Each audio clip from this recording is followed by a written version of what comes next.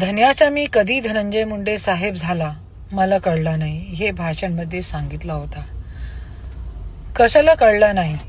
त्याच्यासाठी कळलं नाही की मी 18 तास तुझ्यासाठी तपस्या करत होती. सगळं विसरून, आपल्या मुला बाळा सगळं विसरून तुझ्यासाठी तपस्या करत होती. त्याच्यासाठी तुला कळलं नाही. तुझ्या संघर्षाचा काळ पण तुला कळू दिला नाही त्याच्यासाठी.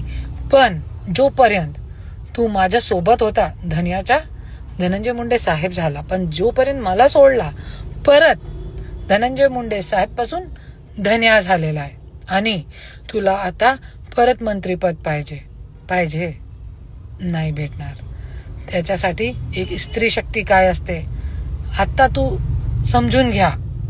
जरी आता तुझी मस्ती नाही जिरली तर याच्यापेक्षा जास्त वाईट अवस्था तुझी होणार आहे पुढे. लक्षात ठेवा.